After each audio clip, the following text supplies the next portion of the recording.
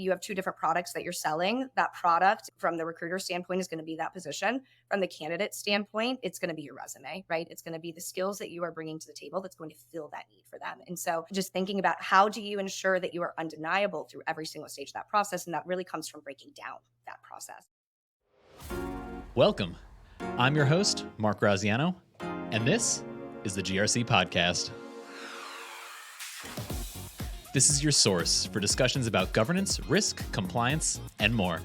I partner with incredible security champions to challenge the GRC industry stereotype and to outline security career and program strategies that you can implement today.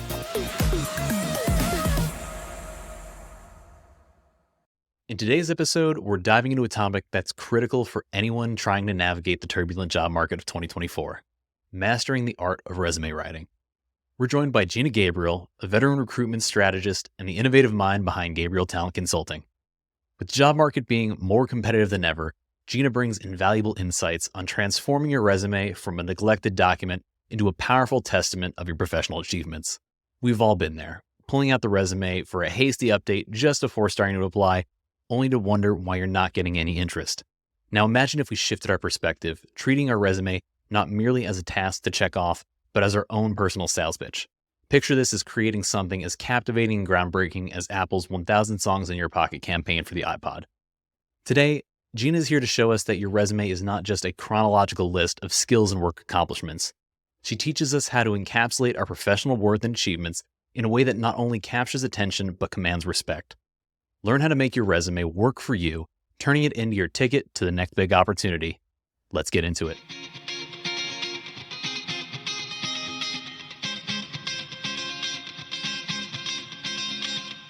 Gina, thanks for joining me today. Thank you so much for having me. It is an honor to be here, Mark. I'm really excited to have you to continue the theme that we've got going for the beginning of 2024. We're talking about personal career development and career growth. In the first episode, we talked about GRC, using that as your career superpower, growing those skills to show value to the business and make yourself more marketable. Second conversation that we had, working with a recruiter, but there was still a missing piece of this. In both of those, if you gain a skill, you're going to have to write it down somewhere to make sure people are aware that you learned this thing. And if you're going to work with a recruiter, you're going to have to arm them with something to make the case on your behalf so a company will hire you. And that comes down to the resume. Now, you and I got synced up together to do a resume review for me. I decided I'm going to start the year strong. We're going to get a good resume intact. And I found the service to be incredibly valuable. And this is something that I think a lot of people, they don't do it enough for them to be experts in it. Like maybe people do it once every year, once every 2 years. And I also think there's a lot of kind of what goes on behind the curtain that we can give people a little bit more context to so they can kind of understand this process a little bit more fully. So as a recruiter with your level of experience, I'm sure you've gone through hundreds of thousands of applications and resumes. Can you just give us a little bit of context and insight? What happens once that job posting goes live and once those resumes start coming in? What happens on your end? Oh, goodness. That is a loaded question, Mark, to be totally honest. I think that it really depends on a variety of factors. But I will say, if you are a company that does have a strong employer brand, right, you open up a requisition and you typically get flooded, right? There are a lot of scenarios in which a position is opened and some recruiters might even have to take it down because you just can't even look at the number of resumes that come through. And that unfortunately is just like the reality of the job market that we are in today. And, there's no real intuitive way to look through those. And I know that's something that we'll get to, but it is kind of chaos. And I think something that we can also talk about too is what actually goes on behind the scenes whenever it comes to opening up a position, because I think some folks might think that there could be more nuance behind that than there actually is based on the size of the company. Let's go into that just a little bit because that's something that even I have some Yeah. questions about myself. Yeah. So thinking about like where does the need for a position even come from, right? And I think that'll kind of depend on the company and the size of the company that you're in, and almost even the department that you're in. If you are at a smaller company, you're probably going to need to define the requirements a little bit more, right? Like depending on the size, there could be a bit more conversation that happens on the back end. But whenever you're looking at these larger companies, right? And a lot of times we're talking to folks who are trying to get into, a FANG company, for example, you really break it down into how many positions there actually are to be opened. It's kind of insane to think about, right? And so you just really don't have the time to sit there and go through, rec after rec after rec. And so taking it back to the question of like what happens behind the scenes whenever it comes to opening up these positions, you break it down to a company, for example, like Meta, you're looking at a 75,000 person tech organization. You break that down into how many software engineers, for example, that is, to talk about this on a broad scale, about 60%. You break that down regionally by level, geographically, and you are essentially looking at hundreds of open positions that could be the exact same job, right? Or the same job profile, the same job description. I And was gonna say so, LinkedIn is big on that, just posting the same thing. I'm like, oh, like exactly. look at all these jobs. It's like, all right, that's the same job, but just different localities.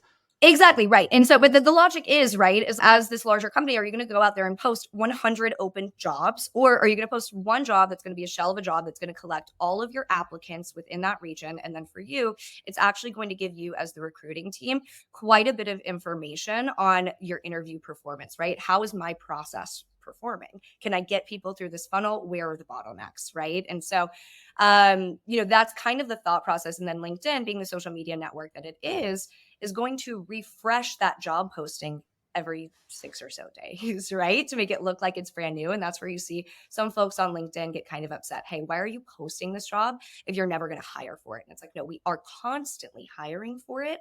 And that's why the job is constantly open. And so we call it an evergreen requisition, right? And so it's just a running pipeline. You always want to have leads coming to you. Interesting. Okay. Would you compare that to like people trying to sell their homes where it's like, oh man, it's been 3 months. This isn't looking good. Let's take it off, relist it. Oh, look, this house has been on the market for just one day. Or is it a little bit deeper than that? I mean, I think that there is a bit of psychology behind it for sure, right? Like the things that LinkedIn does, I think it can be really daunting going on to LinkedIn because even to taking it back to the baseline, the principle here, we're talking about a job application process, which in general is very daunting, which it makes sense that it's daunting, right? Not only is it your livelihood, but it's where you spend 40 plus hours a week for the next couple of years of your life, right? Like you want to make sure that you're applying at the right places, that you are making the right decisions. And so people look at LinkedIn and they get all this anxiety, right? They're like, oh, I hate it. I don't want to use it, right? But then you talk to them and they're like, well, I'm scrolling all day on Instagram. Yep. And you're like, wait, but it's kind of the same logic, right? And that it's all driven by an algorithm and it's all the purpose of it is to drive engagement. And so that's essentially what LinkedIn is doing is they're refreshing it to make it look like it's brand new for you to say, hey, here's this shiny new object and apply to it. Be one of the first people to apply because it's only been posted for 2 days. But realistically, it's probably been posted for 6 months. Speaking of eye catching, now let's bring that to the resume. So as you're getting flooded with all these different applicants, especially like even Twilio, we had one where I think it was a risk management position, and we got like 500 applicants in a day. In terms of that volume, how do you guys, I guess, one, decide to pull the plug on the job posting and go, all right, this is going to be our optimal stopping. We've cast a wide enough net at this point, where we've collected enough fish to start sorting through those. And what makes a resume memorable and what makes it potentially forgettable? Right. Those are good questions. And so I think whenever it comes to the first part of your question, which is at what point do we actually take the requisition down? And so this is the question of how big is your need? How big will the need be from that company, right? Whenever you get into a more senior position, it might not be so evergreen and that like it might come down at some point. But again, if you're looking at a 5,000 person tech organization, right? You're probably going to have some sort of a leadership position open at some point or another. It's probably staying up. Okay. That role is going to stay up. It is truly going to be evergreen. And that's where you have these sourcing teams that come in on the back end and they're looking for specific things within those resumes. And so that's where your question of how do you stand out, right? Like, how do you make sure? And this is where I think some people think, it's this whole art where, and it gets they overcomplicate it. We've seen, in my experience, I've seen people send their resume on a cake. I've seen it etched into a piece of plywood. And it's like, Interesting. Okay. why? And ultimately what it comes down to is, are you qualified for the job? It does not need to be over complex. It's, are you qualified and do you meet the minimum requirements of the position? And that is really what it comes down to. And so as the prospect, it's up to you to determine what would make me qualified for this job and how do I make myself undeniable, right? And it's like that. And I love to use that word undeniability because you think about the problem that you're solving, like what are we solving for? The end goal here is there's a closed one on both sides, right? Like we're looking at it from a psychological perspective, and let me know if I'm getting carried away here and going No, too go far for down it. this rabbit hole. But at the end of the day, it's all psychology, right? And like we both want a closed one. The recruiter wants a closed one.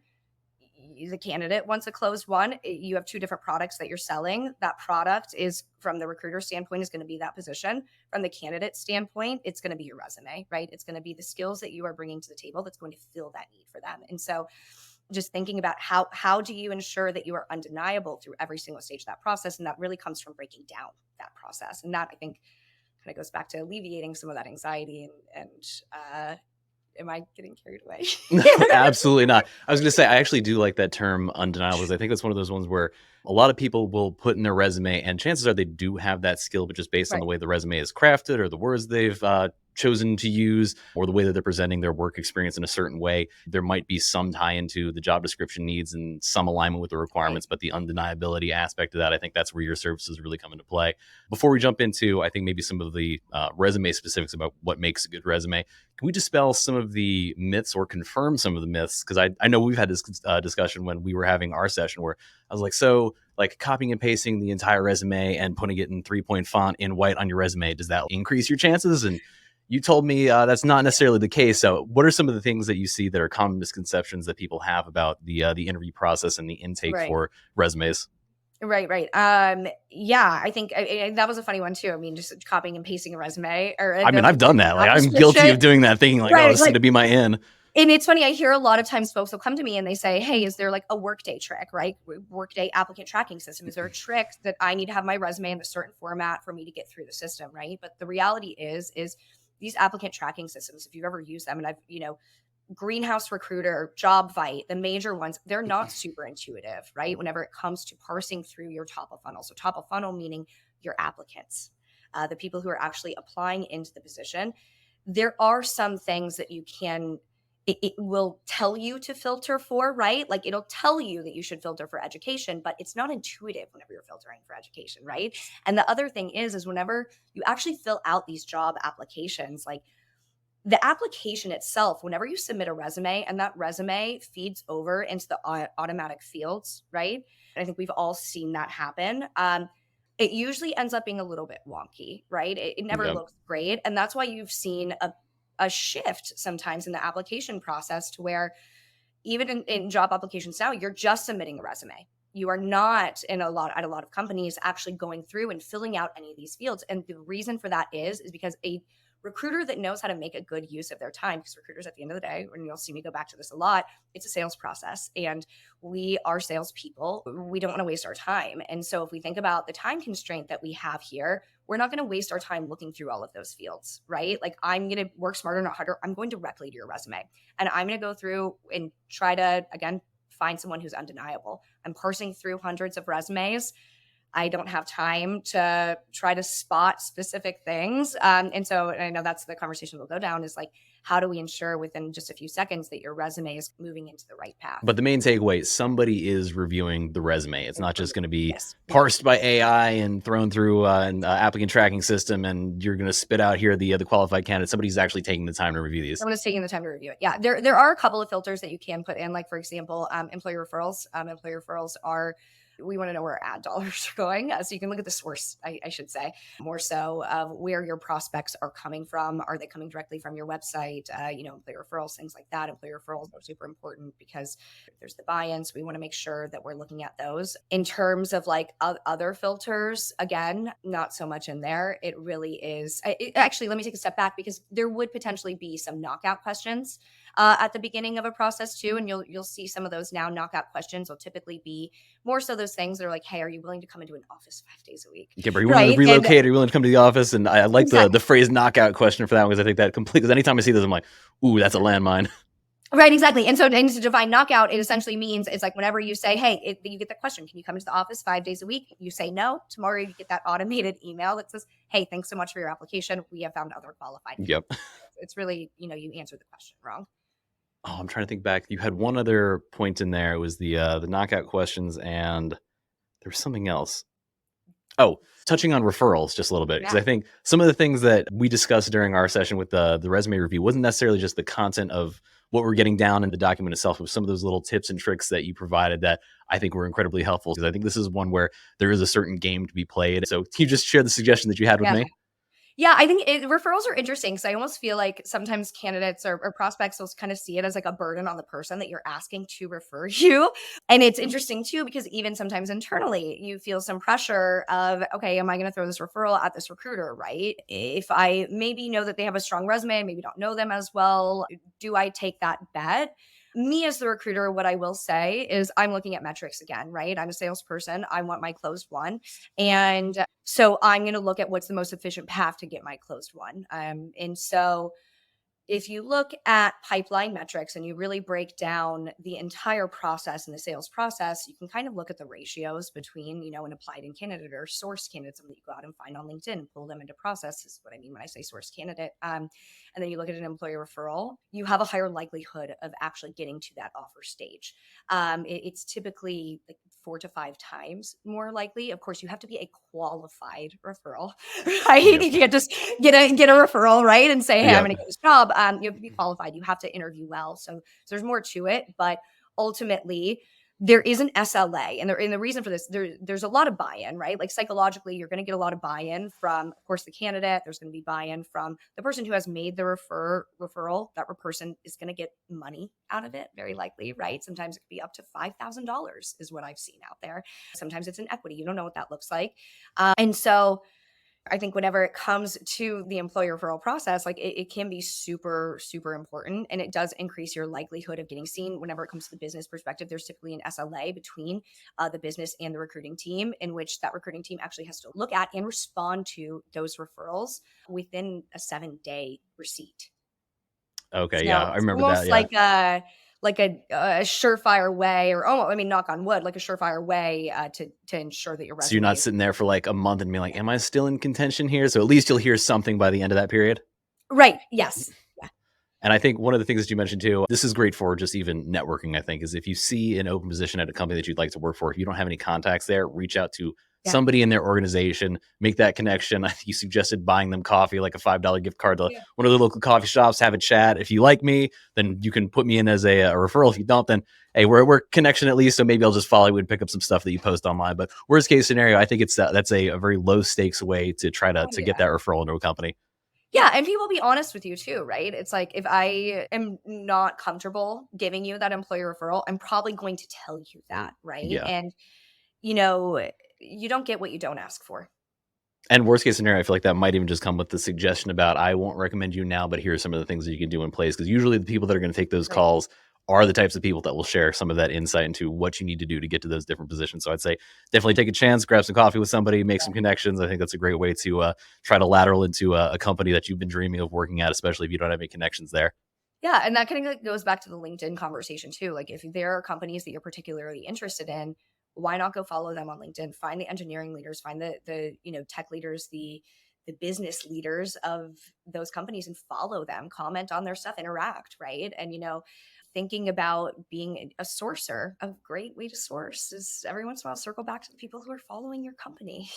You already know that they have buy-in and they're interested in your company. They're following you. They know what's happening in your news. And so there's probably a higher likelihood that they will accept an offer because they're already bought into some piece. So if you can figure out what that piece is as the recruiter, you can take them on the emotional journey that's going to pull them out of their current job and then get you your closed one.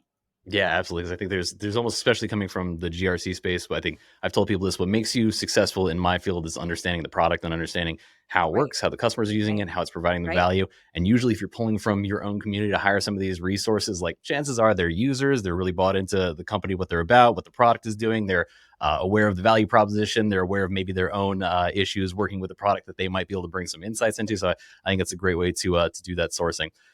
Actually using that as a jumping off point. Let me just share my screen a little bit. We're going to be doing a little bit of a live review of this is my actual resume. This is my former resume that Gina looked through, and then we're going to show the latest resume to highlight some of those changes and recommendations that she made. So I'll be sharing my screen. This is going to be up on YouTube, but as we're going through this, I'm going to try to make this as audio friendly as possible. The magic of editing. There will be no dead space in here as we share this screen. All right. So right now we're looking at my old resume. I might just leave it to you. Do you just want to take it from the top and talk about what you noticed initially that were maybe some potential deficiencies with the way that I had this currently structured and what your thoughts were? And if you were doing that 15-second, here I'm taking a look at it, what would be lost on you or what would you not spend time on? Yeah, and I almost wanna, like, even unpack, like, why are we looking at it for 15 seconds, right? Like, where is that 15 seconds coming from? I think it could be worth even taking that step back to understand, like, what is the process that the resume runs through from the very beginning, right? And, like, what is the psychology behind all of it? Because, again, this is all gonna be a sales process. It's recruiting can be super, super daunting, the resume review process, the resume build, and all of that, but ultimately, it is a sales process. You both have a product at the end of the day. That product is going to be for you, the recruiter. It's going to be that open position. For the candidate, it's going to be the skills that you're bringing to the table, right? So if you kind of back out, I think the entire interview process, what you can almost do is look at it like it's a sales process. Think about all the steps that in that sale, right? And or you can ask the recruiter, what are the steps that it's going to run through? And then you kind of back out of that as the candidate, right? How do I get to my end goal, which is also that closed one? And so the way that I think about it, and this probably comes from my experience, is almost like a SaaS sales process, right? And maybe that will That will ruinate with resonate some with of this your audience. So followers. thank you for bringing that But up. it's like a SaaS sales process, you know? And so you think about like what are all the pieces that go into that? How do I make myself undeniable throughout this process? And so and a lot of times you can just ask the recruiters, but we have to figure out how to get to that point where you can ask, right? And so thinking about the first stage of this process, it's gonna probably go into that bucket that we've kind of talked about, right? We've posted this job. The job is a shell of a requisition that is going to be a dump, right? And you're going to have a sourcer that's probably going to be going through it and they're going to be looking for how do we just run through this as quickly as possible? Because again, I even feel bad saying this because you see these people on LinkedIn who are like, these sourcers, and these recruiters, they should be getting me on the phone and they should be asking these questions, right? But if we break down the actual situation here, yeah, that would be a beautiful reality, but it's not reality. We live in a Yeah. capitalistic society and we are currently going through a phase in which a lot of recruiting teams are being laid off. And when you think about the mindset of the person who is actually going to be reviewing your resume up front, and this is where it kind of gets into those like, how do you stand out, right? And people throw in like all kinds of crazy colors and things like that. Like that is not necessary. They're going through with a checklist, right? Like in 15 seconds, how do I determine whether or not you are qualified for this job? And so what we want to do is you want to eliminate the barrier to entry for them, right? Like you as the candidate, like you were like, I'm the product. And so I need to eliminate your barrier entry to me. And so, how do I do that? I'm going to do it with a flyer. That is what this resume is. At the end of the day, it is a flyer. And so, you think about it like you are a copywriter, and how do you snag somebody's attention and how do you sell somebody within 15 seconds? And I say 15 seconds because your resume is dumped into a bucket. There is no intuitive way to source through these hundreds of resumes, and I got to fly through them as the sourcer, right? And so, the likelihood is that I'm sitting there with a checklist. And if I can run you through that checklist, I'm just going to move you through into that recruiter screen, which is probably going to be that same. It's a very similar checklist. And so people think they need to get fancy, but ultimately, we learn a format in school, right? The formatting of the resume, we kind of learn it in school. It looks very similar to this, right? Yep. And so I always advise something similar to this, right? Like be super clear in where eyes should go. It doesn't have to be too crazy. So where should my eyes go? I know this format. I'm just gonna know what to do, right? It's nothing too fancy. First thing that I'm going to be looking at here, and again, going through my checklist is especially if I'm looking for a technical job, I'm going to be looking for the hard requirements, right? Like, what are the hard requirements, the non-negotiables for the position? I know we did talk a little bit about what happens. I mean, I didn't get into too much detail here about whenever you open up a position, but typically what you're doing is you are looking for what are the hard requirements, what are your nice to haves, like things that are coachable, right? And then typically your competencies. Competencies are going to be tested more so through the behavioral aspects of the interview process, right? Of course, that's in addition to the job description, all that kind of plays a role into the job description. But if you really think about those hard requirements, that's where you want to be undeniable, right? So this is your flyer. And so how do you make it super, super clear in the story that you are telling with your resume in 15 seconds? Sell me, make yourself undeniable. And so it's going to be in your headline, right? Yep. And so what am I looking for? Those hard requirements. Those hard requirements are typically going to be technical skills, right? Your level, maybe not so level, their years of experience, your management experience. That'll kind of depend on the type of role that you are looking for. But just think about that objectively. What kind of leveling would be needed for this role? So level, and then probably some sort of educational aspect, right? Those are kind of things that they're going to be looking for. And so if you can give them that information up front to this recruiter that has 15 seconds, or the source that has 15 seconds, you make it pretty easy for them to just move you right along. And that's where you kind of get into the knockout pieces. There will be situations like, for example, there will be nuances. This role requires you to be based out of, Nashville. You don't have that you're in Nashville. There might be an open question, right? Like that probably won't be as big of a deal. But if it's a role that's based out of Nashville, you're in Nashville, and you want to go into an office, put that you're in Nashville, right? Like think about the things that you want to leave up to somebody's assumptions, right? Like what do you want to leave up to assumption and what do you not want to leave up to assumption? And be super clear about the things that you do not want to leave to be assumed. And again, in 15 seconds. Yeah, actually, so taking this particular resume, one of the things that you mentioned, if we take a look at the professional summary. So for one, I'm gunning for a more managerial people leadership position. One of the things you mentioned was adding years of experience in there. I did not have that in here, so that was a fantastic call out. Two, can you touch on just the presentation of this information right there? Because like when I wrote this, I'm like, oh, that's a great concise 3 sentences, really telling people who I am. But in terms of some of the psychological aspects, I think you had some great call outs. Yeah. And I think I love to even calling it concise, right? Because you see a paragraph and paragraphs typically include fluff, right? And fluff is nice whenever you want to tell a story, but we want to tell a very clear story. We want to be very undeniable. Fluff adds deniability, right? Mm-hmm. Say as much as you can in the least amount of words in that professional summary. And so, and even from a formatting perspective, I kind of take it back to that too, from a psychological perspective. If you see a paragraph, you're probably not going to read the paragraph if I have 15 seconds. But if you have a couple of bullet points with numbers in them or, hard facts in them, I can just read through that really quickly, qualify you and move forward.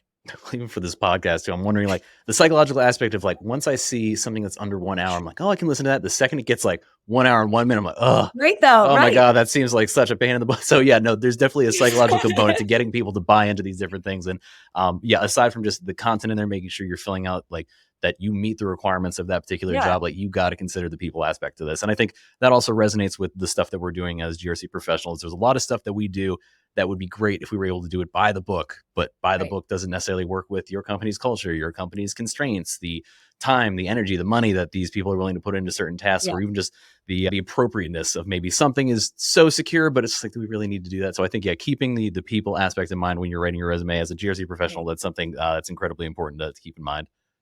Yeah, definitely. And I think because at the end of the day, like you're just proving that you can solve the problem for somebody, right? I was listening to actually, I think it was Dustin Bailey that you had on last year. Yep, he was the very, very first one. I was like, if we're going to do this, we're going to go strong for the first episode. Right. And it was mentioning the shared goal, right? Like, again, take it back to that shared goal. It's like, no one cares so much about your objective. Hire me. You need to hire me. It's like, why should I hire you? Right. And it's like, and that's where I think these objective statements, even like, it's fascinating that I see people put an objective statement in there. You wouldn't be applying for the job if you did not have an objective of obtaining that job. And so instead of telling me that you have the objective, tell me why you meet that objective, right? Like, again, leave me with no opportunity to make assumptions about why or why not you are qualified for this. And so, yeah. And I think the cool thing about that summary too is like taking it back to those hard requirements for the job. And this is also where you get into the technical skills. And I think I know we're not there yet, but bringing those technical skills up to the top, I think is super helpful, right? Because we're just creating that checklist. And if they see that up front, great, awesome.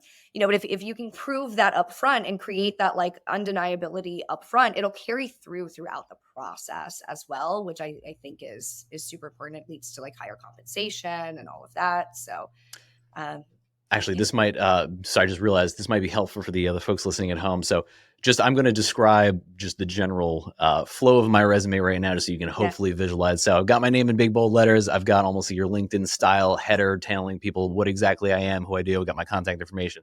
I got a photo. This is one of those ones where I might get your opinion on that. This might work to my benefit. I might have the most punchable face you've ever seen. What's your recommendation on photos? I think I'm going to give you the recruiter answer. And I don't love to give a recruiter answer, but I think that they create a lot of bias in the process, and I'll be totally honest. So I don't love a photo.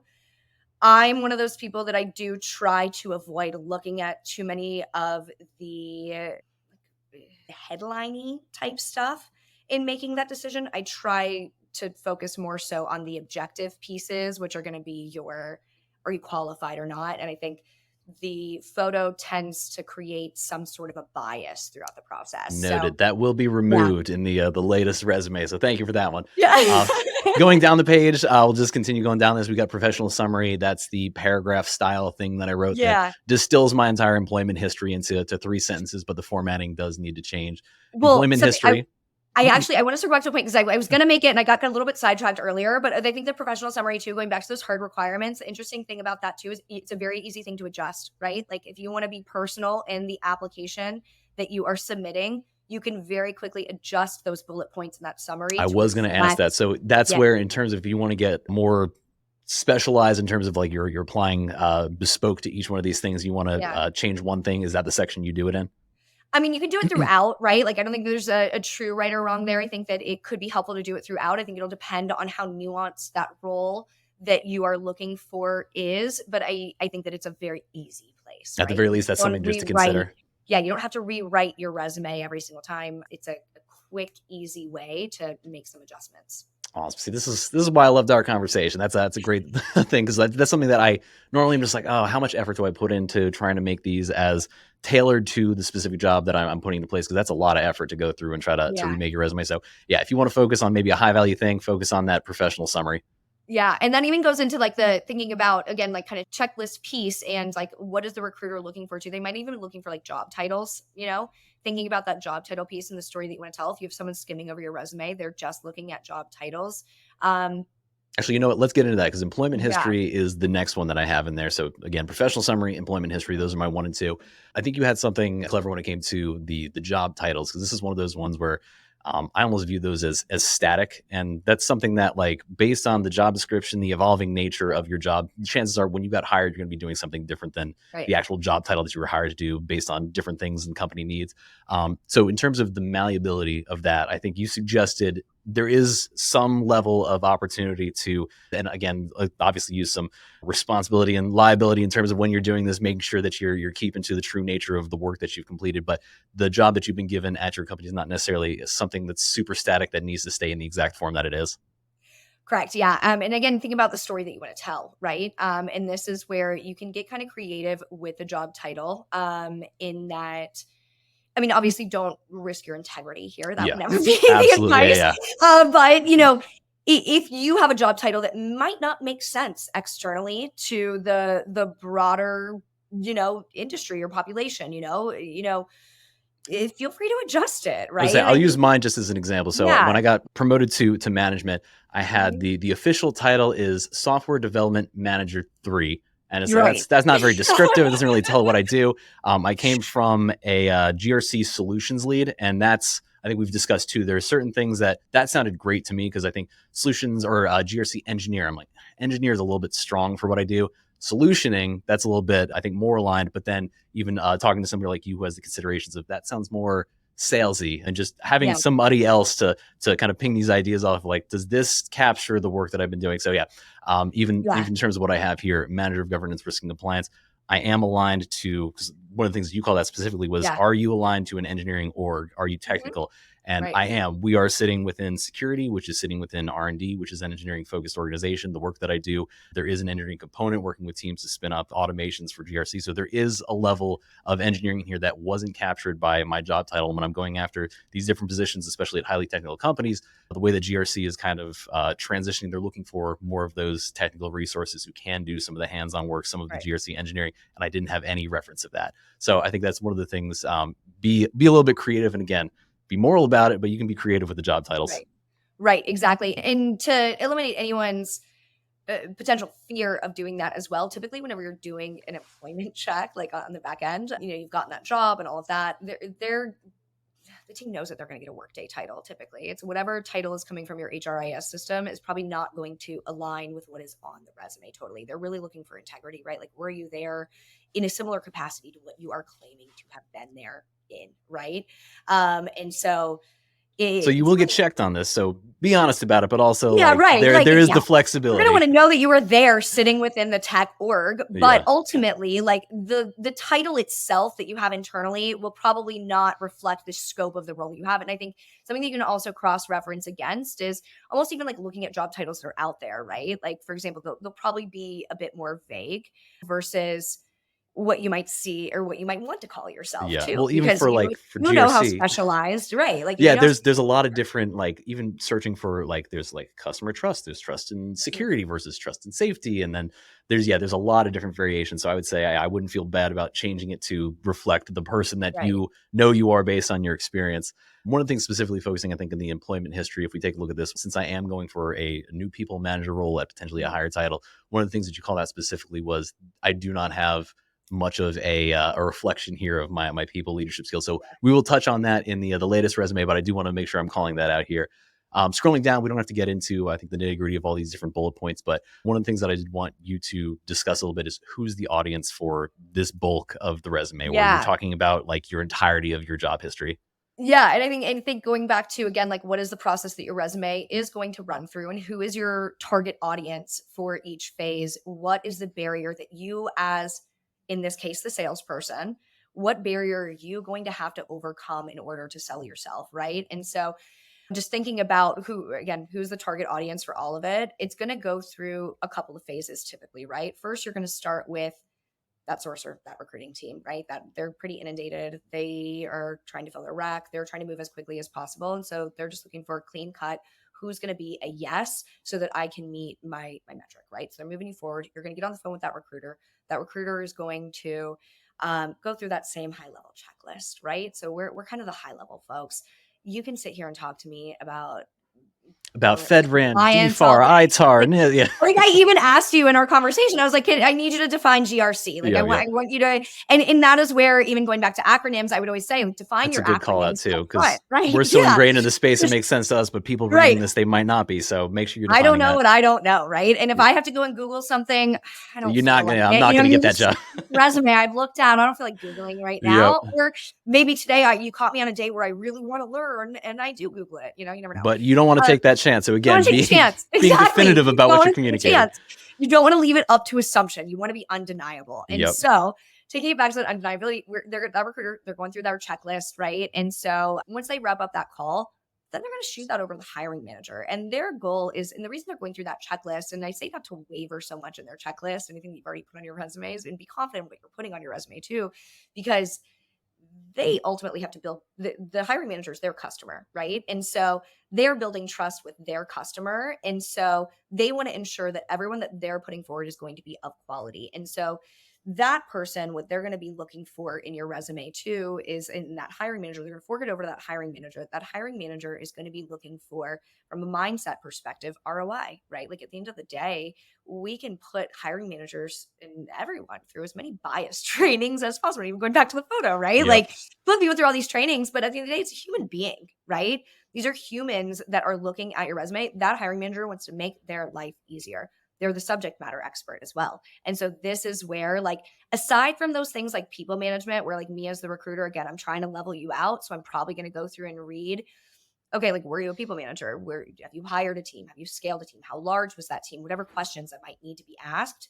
I'm going to get those answered. And then that hiring manager is really going to dig into the meat of your role, right? That piece, those pieces of how do you create ROI for my team, whether that is through the people management, the cultural aspects of it, or through your customer facing abilities, right? Mhm. Through the revenue that you're generating, or how you've been able to de-escalate situations with customers and eliminate churn, and, being able to provide those hard metrics will create a bias up front with those hiring managers as well, which will also then drive a very seamless conversation. And so, I know, taking it back to your question of, like, who's the audience here, your audience at the beginning, that high level piece, it's really going to be the recruiting team, right? They want the bullet points. We want that TLDR. We want the Cliffs Notes.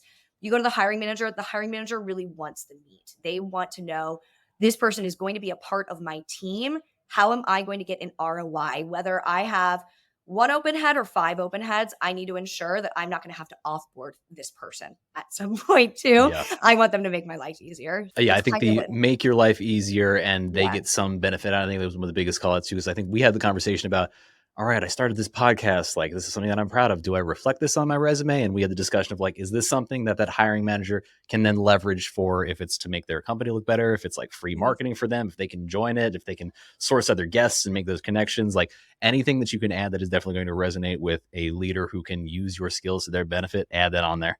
Right. And that even goes back to like thinking about ROI too, like from the candidate standpoint too, like whenever you can prove these things, because at the end of the day, you are selling yourself, right? Like if you can prove these things, it ultimately it'll make the compensation conversations a lot easier, right? Once you get to that offer stage, you can point back to those technical skills where, I've been in situations at previous companies to where even on the operations side and, definitely with solutions roles, that if you bring those technical skills to the table, we will offer you a premium for those skills, Which right? that's something that I was not aware of, where I just Mhm. figured you have a job posting, you have your budget, you have like you're sourcing for somebody, and whoever gets it, they're just lucky enough to get that job. I didn't think about the additional nuance of if they really want you, if you're offering skills that they really Yeah. see value in, there could be extra budget for you versus kind of the standard applicant.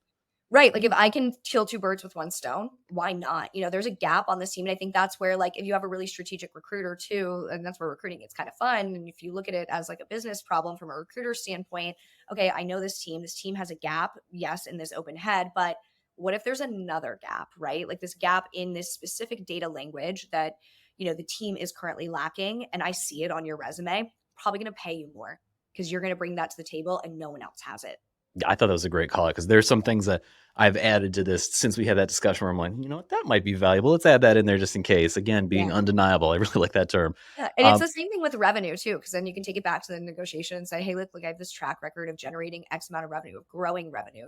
I 5x'd it in this amount of time, and I can do that for you." So, Yeah, that's one of those things where I think if you're looking at this on YouTube as we're going through my employment history, you'll see that once I started getting into higher level roles, I spent a lot more time focusing on like how do I quantify the benefits that I've yeah, had at the company? Because there's a lot of this where it's like if you're driving projects to the finish line, that's great, but when you write that as a bullet point and I completed this, and it's like, all right, well, how did you measure? Like, how did that drive the business mhm, forward? How are you measuring the magnitude of your impact on the company? That's something I only recently started to do. So I think definitely tying it to ARR, that's a very easy one. If you've yep, touched something that resulted in a sale that has influenced ARR, add that in there.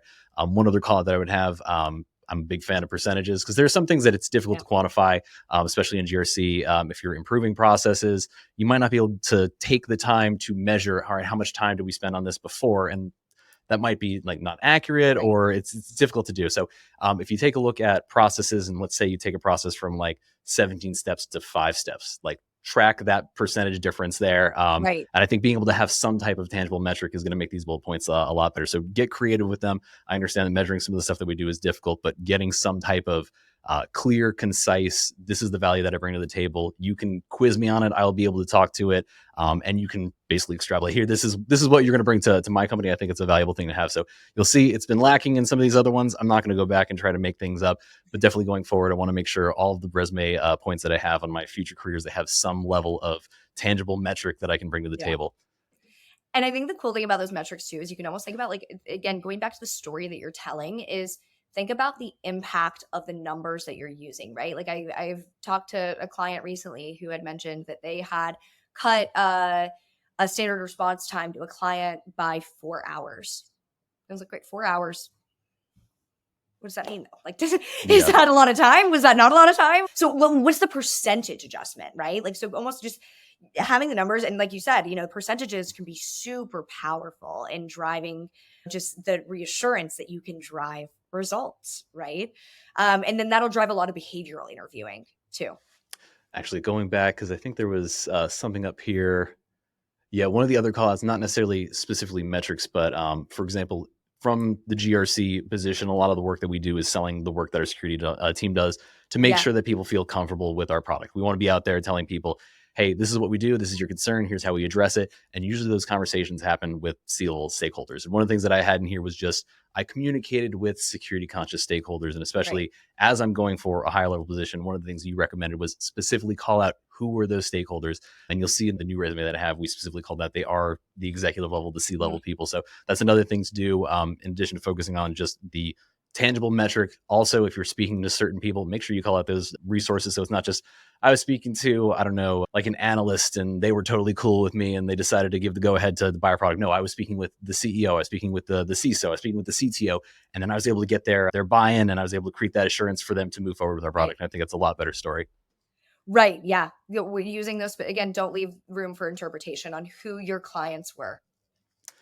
And then scrolling back through that, so we hit education. This is one where I'm not sure if I have this in my my new resume. You mentioned education as being something that you do a checklist for. Would you recommend having that higher on the list? Because that's one of those ones where it's like, look, I was at school more than 10 years ago. Does this really matter? Are they really Well, looking for anything? Or if I do show, like, depending on how far I get from that graduation year, does that decrease my ability to be marketable? And are they looking for like the new cutting edge, like youths and resources that are just like in it? So what's your perspective on including the education and then including like the year and where it's placed within the resume? yeah, definitely. I think again, like going back to the year and all of that, that's all bias type stuff. So Because I've removed it just based on that. So it's like, all right, yeah. I'm not in like the danger zone right now, Yeah. but I don't even want to like get into that territory. What recruiters might do though, they might use, and I'll just be totally honest here, they might use that year and back out, amount of experience, years of experience on it. That's, one way. But I think aside from that, I think year can kind of, it's kind of like a controversial maybe type topic. I think like whenever it comes to, and I would kind of like use your discretion, whatever you're comfortable with, add it, don't add it. I think whenever it comes to the education piece itself, whenever it comes to the placement on the resume, a lot of times you'll see with like recent graduates, they'll put their education up at the top, which it can be helpful, right? Like Yeah. it's nice, we know that you have a computer engineering degree, right? And it's super tough to get. So awesome, it's a checklist item. Again, going back to what does the recruiter know and what are they accustomed to? They're typically accustomed to looking for it at the bottom of the resume. So what I would do, again, just thinking about how many times I've trained up sourcing teams, you look at the resume and you're getting your checklist, a couple your skills up at the top, you have your languages, you have your little summary. I've mapped you out in terms of like your level. And then I'm just going to drop down to the bottom and look for an education. I will say sometimes too, though, unless it's like totally required for the position. I also don't want folks to Like get they want a so hung up PhD in on this education. research. Right, Yeah. exactly. Like there might run into those situations where it's absolutely required, but education isn't always super necessary either, right? Like, I've seen some of the smartest folks, most talented people that I've worked with did not go to college or they Yep. dropped out and they dropped out of high school, right? And it's like a lot of times about the grit. And that's where, the hard skills, those learned skills. And a lot of times whenever I talk about those hard skills, they almost weigh a bit more. And that's why I say to put them at the top. Yeah, I was gonna say, I don't know if you listened to my introductory episode, but the very first job that I had over at Tech Logic, I was the only one who had a college degree. Oh man, I felt like a moron. So yeah, like education is not the end all to who's good at the job. Right. And so that's, I think, so with those skills, those hard skills, those skills that you had to learn, put them up at the top. Right. And I say the skills that you had to learn in terms of hard skills, meaning like the languages, right? Not so much the like, I'm a great communicator, because the languages are going to be those things that, they really want to pull off their checklist. They're going to learn about your communication skills throughout the process. And, even things like that, just kind of taking it back to like irony. Sometimes you'll have people put in like great communicator and then the entire Attention to detail. I've misspelled my name. Right, exactly, right? So just kind of, again, that's where it's like less is better. Just be Yeah. super concise. Like, what are the hard requirements? What is my barrier to entry here? The barrier to entry is going to be meeting the hard requirements for the job with the resume. How do I get through that? And that's going to be putting those hard skills on there and making them super visible. And that's why I say always put them at the top. Yeah. And right now for the people at home, this is at the very bottom of my resume. So do not do what I did. Yeah, and then the education piece, it's like you have a lot of people who are self-taught. It's not going to be as important, but it's always a nice to have. Scroll to the bottom, great computer engineering degree. It's a nice to have. I'm going to throw that over to the hiring manager. Sounds good. And then links. I've got links in there because, again, I do have the show. I want to make sure I'm presenting it. I do have my LinkedIn profile there if they want to check that out. But I almost think back to like when you're like applying for colleges and they're like, oh, tell me about all your extracurriculars. How much volunteering have you done? Is there anything else in the resume, or is this particular section valuable, or is there anything else you would have included? I think links are always fun, right? Like if you want to include stuff like that, add it. I always say to add in your LinkedIn too. Sometimes people will click on it, sometimes they don't. Again, like sometimes you will create a bit of bias with LinkedIn, whether good or bad. In terms of extracurriculars, I love an extracurricular, and I will tell you why. It goes back to the mindset piece, right? Whenever it comes to being undeniable and thinking about what is going to be measured in this interview process. No, it's kind of potentially contradictory to what I've been saying in that, you want to be, you're thinking about hard skills here, but something that you can't teach is curiosity as well, right? And so in kind of that scrappiness. And so whenever I see that folks are doing extracurriculars on top of their job, it almost says to me, and again, this is an assumption, but it's a bias. And this bias is a And they bias in exist. your favor, right? It would be a Yeah. bias in your favor.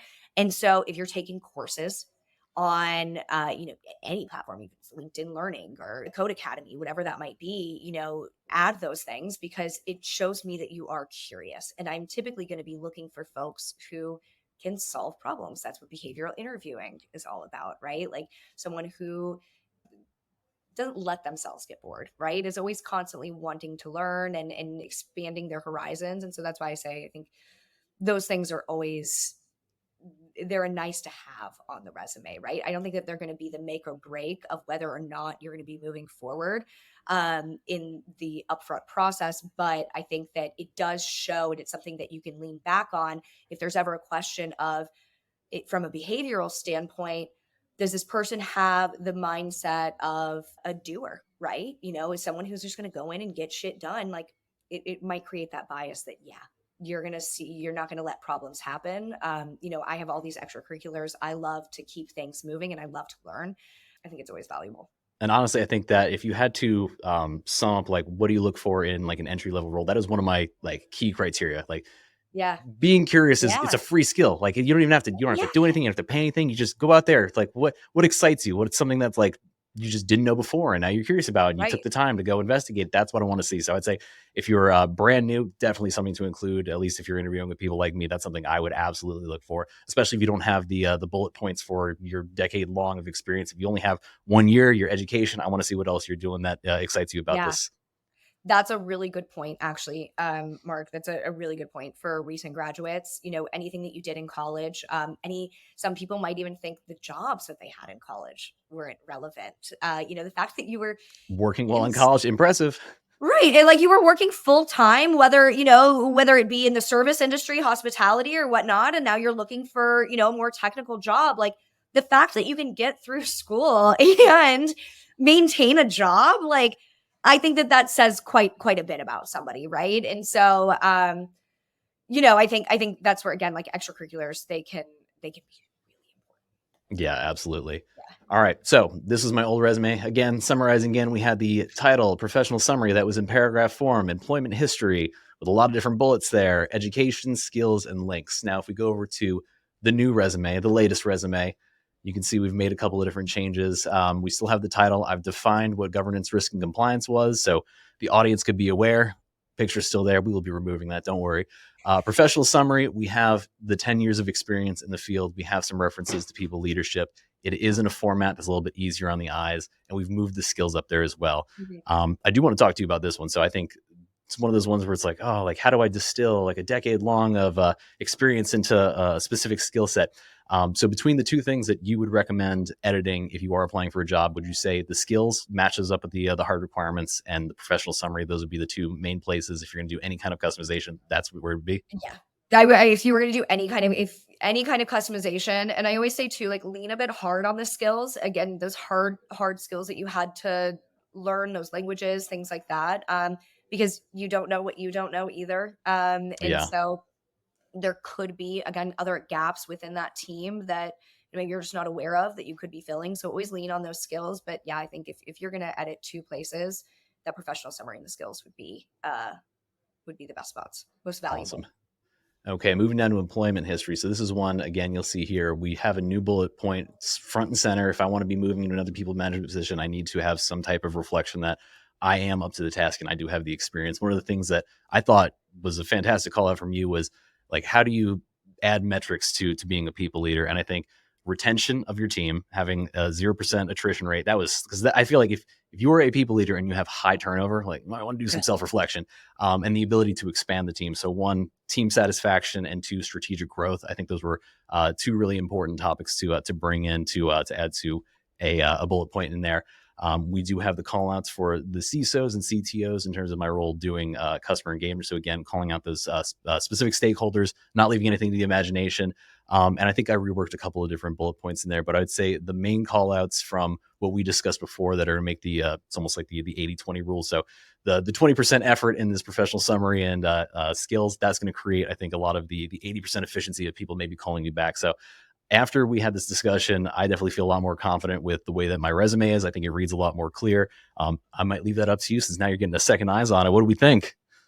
I think so. And you know what? Even the job titles too, because and going back to like the things that I would edit, if I were to edit anything on the resume, just like up front, you also change your job titles. You added engineering manager, That's right. in Yes. there, Yeah. and just to kind of like that's kind of like nuance. So I should explain there is a very traditional titling nomenclature that is out there in human resources, right? So typically to show that you're a people manager, you would have the management comma and then the name of the team, right? Because So I that kind think of previously I had like governance, risk, and compliance manager, and manager, that right? didn't And quite so call out. that could, and this is again like it's semantics, right? But you don't Mhm. want to leave it open to interpretation. And so that's where kind of like really double clicking into like what are the potential barriers here. It's really valuable. And so yeah, adding that you're a manager before the actual department name is super helpful. And then you added that you're the engineering piece, so that it is more technical. And that's another piece that, like, for example, on my resume, if I were to submit my resume somewhere, I have a lot of recruiting experience. I also have people operations recruiting or people operations experience, right? Like, and so if I'm applying to a people ops role, I'm going to use more of a people ops type, job title, right? Whereas if my role that I'm applying to is going to be strictly recruiting, I'm going to make it very recruiting focused. And again, that's just to be clear. It's not that I, Yeah, not it misrepresentation, doesn't, but it's yeah, it's not that I clarity. lack or like skew harder on one way, right? Like that's, arguable, but it's again about the story that I want to tell and the job that I'm trying to get, So yeah, I think just another place that you could quickly make some edits is kind of in your job title. Again, don't question it, put your integrity into question, but super easy adjustment. Absolutely. Thank you for calling that out because, yeah, that was one of the more critical changes that I've made in terms of my iterations of what I'm going to be called in this role. The last thing that I think I want to ask about is resume length. Because as I was working on this, I realized we went from 2 pages to 3 pages. Is there any, I guess, negativity in terms of like, obviously you don't want like a 10 page, but like that strict requirement of it needs to be 1 page. And if it's going to be more than 1 page, then 2 pages is the limit. Do you have any hard requirements on that? Or have you seen a longer resume, if it's just an extra page, work to somebody's detriment? Yeah, I think it would kind of again go back to the story that you're telling and the story that you want to tell and the value that each section adds, right? And so just kind of being thoughtful about that. As you get more senior, you might condense I was thinking about already doing that. that. Yeah. Like I the don't have early like a hard ones. rule. I'll say, like, whenever it comes to like the actual length of the resume, I don't say there's a hard rule. I typically wouldn't advise to go beyond 2 pages. Again, that just because you start to get into a book and like And people then have I trouble think reading. executive level communication, there's an expectation that if you're Yeah, going to be right? at this, It's then like you you're need to saying be a you're a little good brief. communicator and you just wrote me a novel, right? And Yeah. so are you? And so Again, the psychological aspect. yeah, right. Right. And so I would say try to keep it to 2 pages. As you get deeper into your career, it's going to be a longer resume. So just think about what adds value, right? And so what's probably going to be the case is the pieces at the top, your most recent experience is going to be a bit longer. The skills, it's gonna take up a little bit more space, right? And so be thoughtful about it, but I don't think that I've ever run into a situation where I've said, okay, well, this resume is 2 pages. That's a hard no from Yeah. me. 2.5 idiot. Yeah. Like you're not getting the job. Right. Yeah.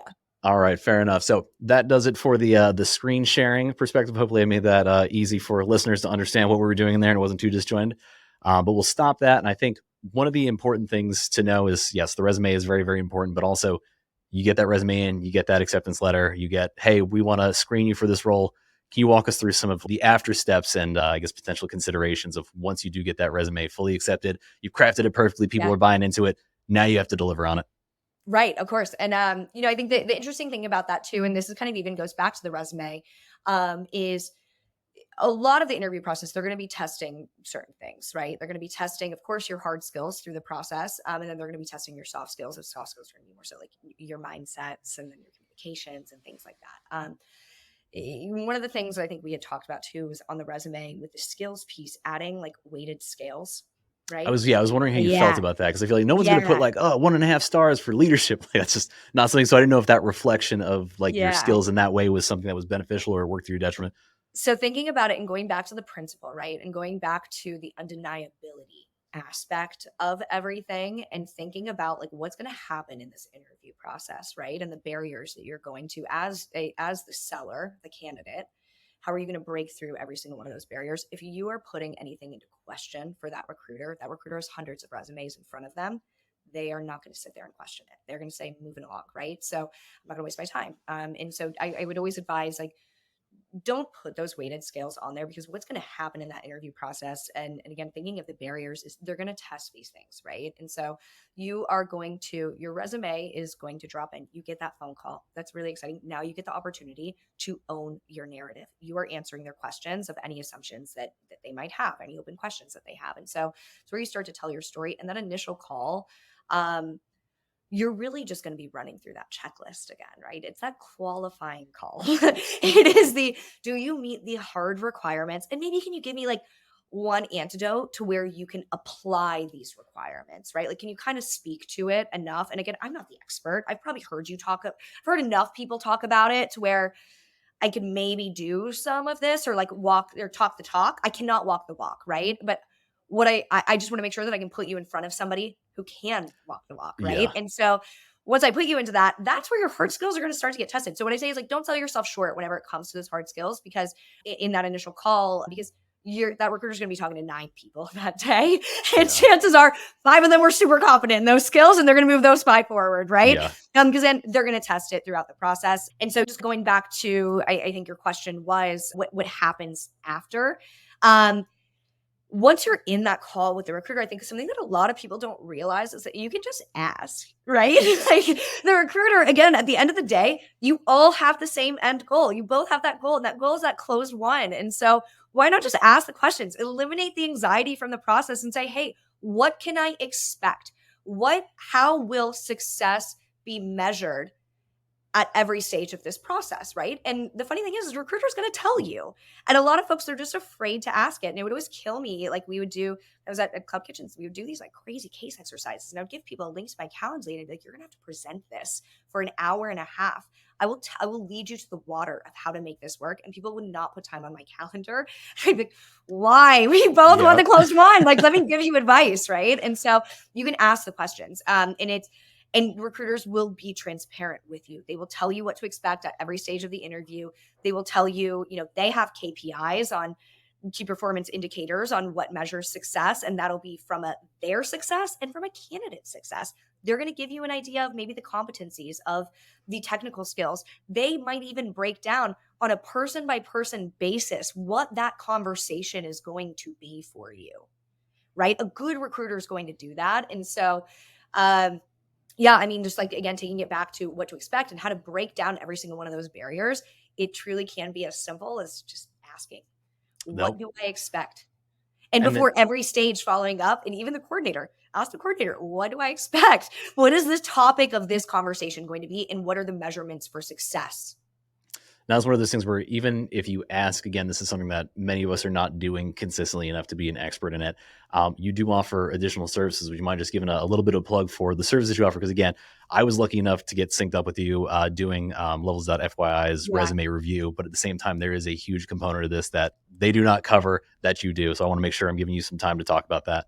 Yeah. So, in Levels offers some great services, and the resume review piece, super, super valuable. And I think beyond that, though, there is kind of a black hole that I think can be the interview process, right? And the interview process, I think of course, it can be a bit daunting. It's a sales process. And if Mhm. you're not a seller, it's like, what do I anticipate?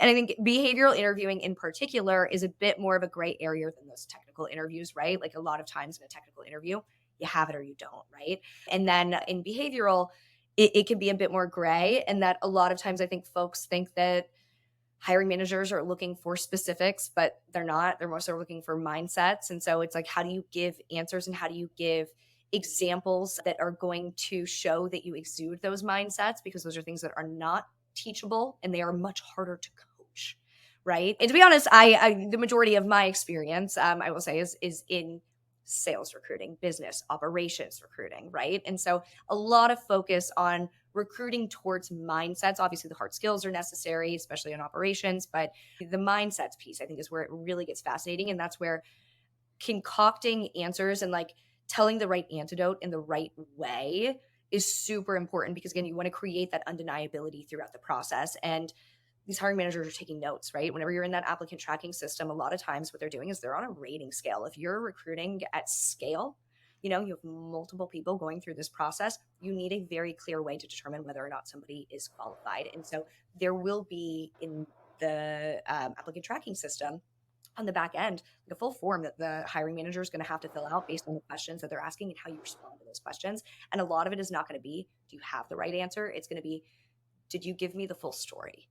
Right? And I think the storytelling is such an important thing because Storytelling. there's, I mean, sometimes my brain, I go from here to here to here. And by the end, it's like, ugh, I left out some Yeah. details that wasn't quite like the flow that I wanted. It's like when you watch like a movie and you watch a really good movie where the story really makes sense and each thing flows right into the other. I don't know if you've seen Trey Parker and Matt Stone have a very concise way of kind of saying this where it can't just be, and then it needs to be, therefore I did this, therefore that. So there's a consistent flow. And when you don't have that, it's choppy. You don't have like a Yeah. solid beginning, middle, and end, and it resolves in a nice, neat package. Then sometimes like you might have hit all the things that they're looking for, but I feel like psychologically it's like, well, that person wasn't a strong Right. communicator because the story felt disjointed. Right. Yeah. And so it's, you know, the guidance on, and that's something, it's my favorite part of the process. Right. And some of that comes from just rehearsing that together and poking holes in each other's stories. And then there's also, it kind of takes you into, you know, having the right conversation with the recruiter and the entire hiring team at the right time. Right. And it goes into even beyond the interview process. When should you be having specific conversations? Right. You have candidates sometimes that will ask hiring managers questions, or they're people who will be their peers questions about compensation and things like that, right? And that can be a bit off-putting to the hiring team. And so it's like, when do you ask those questions? What are the right questions to ask to make sure that you are not bottlenecking yourself, or again creating some sort of deniability there? Yeah, and especially that's something I personally have not done well, and I think having some additional coaching in that would have served me well. But I will be putting another time on your calendar to discuss some of that in the future there, so just look forward to that. Could you just tell us how can people get in contact with you if they were interested in kind of those paid features and coaching that your company offers? Yeah, definitely. I do independent consulting through Gabriel Talent Consulting. I am Gina Gabriel, so it's me. I'm not act like it's a massive corporation here. You know, in terms of the services that I provide on an individual level, it's more so that behavioral coaching piece, making sure that we're asking the right questions at the right time, that you're telling the right stories to set yourself up for success and get yourself that closed one, right? And then in terms of from a business perspective, anything that I can help with there, from expert matching to hiring your first few employees, setting up scalable behavioral interview practices or best practices in general, you know, here for all of that. Levels.fyi, partner with them as well. They're a great service. I'm sure most folks have heard of Levels. They are a compensation tooling website. Essentially, a lot of compensation data flows through there. They have an offer negotiation service and a resume review service. So I advise with them as well on both of those practices, and a lot of offer negotiation strategy, which is quite a bit of fun as well. And then one of the things I noticed on your website, and I'll drop your consulting website in the show notes, you had some free resources. Are there any ones in particular that Yeah. you're very fond of? If people want to just kind of dip your toes in the water just a little bit, don't want to spend the money just yet to kind of go to that next level, what are some things people can do like immediately after this for no cost? Yeah, yeah, of course. And I will say I'm not affiliated with either of these sites. So just a heads up here. But yeah, I think a website that actually a client shared with me was resume.lol. I will say transparently, like being on the business side of things, and I'm not like a super technical person. I look at resume.lol and it's a bit confusing to me. But what I like about it is the actual format of the resume, right? Like if you go onto that website, you will see formatting that is specific. It's very basic. It's what we learn in school. Again, and being a recruiter, it's a format that I like. So if you want an idea of how to structure your resume, that's a good place to look. In addition to that, if you want some advice on LinkedIn, because I love LinkedIn. I think that LinkedIn, again, it's social media. You can make it work for you. And so a piece of that is getting recruiters to come to you. And especially if you're looking at one of these larger companies, yeah, you might get a lot of inbound applications, but the quality of those applications is not always going to be great, right? I would say that Fing company, you're probably knocking out about 95% of your Yeah. top of funnel. And so you could have a bit more control over what goes into your top of funnel whenever it comes to sourcing people on LinkedIn. And so the question then becomes, How do you make people come to you? How do you make people come to your page? And so there's actually on my website a really great Medium article on how to use LinkedIn. And it's from a recruiter's perspective. But if you can kind of back out of that too and understand like what are the things that they're really looking for in a LinkedIn profile, and then leverage that to build your LinkedIn profile, it will drive traffic to your page, right? And so, I really love that article, and I share it with hiring managers a lot too. Just whenever they are learning about the recruiting process, it's something that I share with them on, hey, this is how it works. Outstanding, because I always love having the free resources, and like once you recognize there might be more value to be unlocked, then you can start paying for it, especially as like you get further along in your career, especially as you're going for more of the senior manager director level. Like there is a game to be played, and if you are not familiar with that game, you are not going to potentially get the roles that you're looking for. How can people get in contact with you personally if they just have are you open to one-off questions just occasionally? Yeah. No, I would love that. Please, any questions that I can answer about how to handle a conversation about the recruiting process in general, at any stage of the recruiting process, whether that is through application strategy to figuring out the offer letter. I'm not a lawyer. I will say that. I will not, make edits to your offer letter, but I can advise on what's normal, what's not, what's best practice. Feel free to reach out. My email is Gina@GabrielTalentConsulting.com. Yeah, and obviously LinkedIn too. Feel free to connect with me on LinkedIn, Gina Gabriel. I can drop that over to you. I was saying I'll add those both to the show notes. Yeah. So, Gina, thank you very much for joining me. I think this is something it's critical for people's own progression in their lives and to attain the positions that they want. But a lot of times, I think people are stifled by not knowing what goes into the process. So, having somebody who will hold your hand through it, I think, is incredibly helpful. So, thank you very much for providing these services. Oh, thank you so much for trusting me. I really much appreciate it.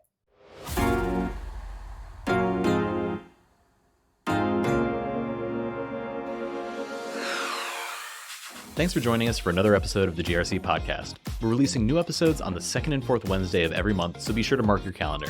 You can listen to us on Spotify, Apple, YouTube Music, or wherever you love to listen to your favorite podcasts.